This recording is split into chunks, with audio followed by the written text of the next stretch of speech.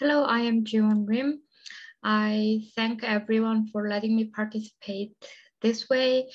And if you have any questions or comments that might help me develop my ideas, I would love for you to contact me through this email address that is displayed below. I have never recorded a presentation via Zoom before, so this is a little awkward for me, but please bear with me. The title of my presentation is Much Must Now Pass Away, Tolkien's Lord of the Rings as a History of Mass Extinction. To go right into the presentation, what brought this paper into being is the intuition that the high fantasy narrative of J.R.R. Tolkien's Lord of the Rings series is informed by ecological anxieties concerning the human-induced mass extinction and accompanying degradation of the Earth's environment. Reading Lord of the Rings as a record of traumatic ecological changes that Middle-earth is going through, this paper reads Lord of the Rings high fantasy language as deriving from and sublimating the language of popular Western environmental discourse of the mid-20th century. From Ernest Thompson Seton to Arthur Leopold and the Red Data book itself, the influential environmental works circulating the reading public at the same time as Lord of the Rings share what I call the extinction sadness. Saturated with the sense of being in the history of irrecoverable and regretful losses, the extinction discourses of the mid-century radically reconceptualize the history of Earth in terms of environmental loss.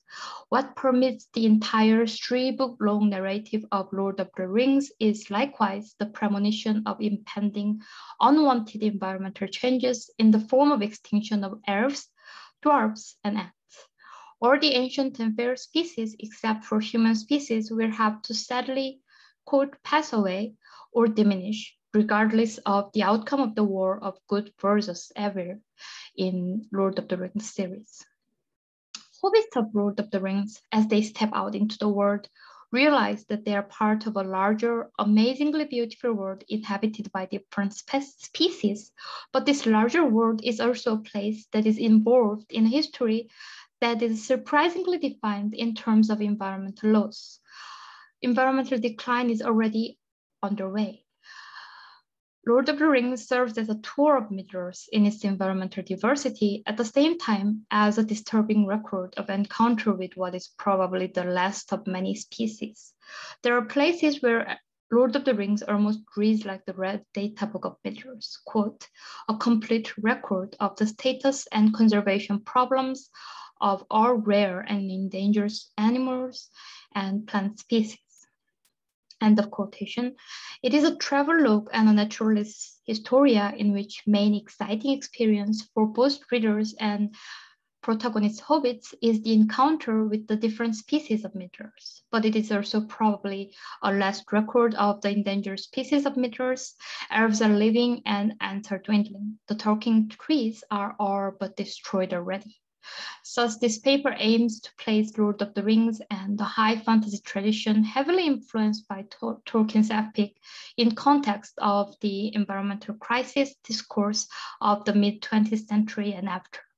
Lord of the Rings, as I mentioned before, takes from and sublimates the language of popular extinction discourses.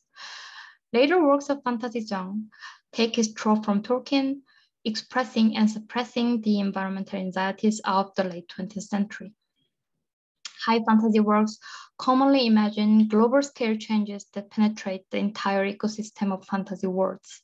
These changes often including the destruction of the species diversity and the massive loss of the ancient species. In showing how such imagination is informed by the contemporaneous environmental anxieties concerning the future of the Earth and the future of the non-human species, in Lord of the Rings series, this paper brings into view the understudied environmental dimension of the high fantasy genre, as well as tracking the process of how the shocking new concept of human-induced extinction infiltrated popular imagination. Proposing to read the complex environmental subconscious of the classic fantasy works, this paper hopes to spark up further environmental humanities discussions of the fantasy genre. The fantasy genre has been relatively neglected in eco-criticism, especially when compared to the works of science fiction genre with their more visible environmental awareness and clear warning message. Even when the classic fantasy works are discussed in environmental light, they are often appreciated in terms of their anti-industrial, backward-looking, but still beautiful visions of wholesome relationship between humans and generalized nature. Lord of the Rings criticism is not an exception, with its emphasis on either Tolkien's conception of Christian stewardship of nature or pre-industrial nostalgia. Non-human fantastic species of classic fantasy works are routinely read as non-human others, despite that they definitely have a non-human side. I read elves, dwarves, and ants as representatives of non-human animal and plant species.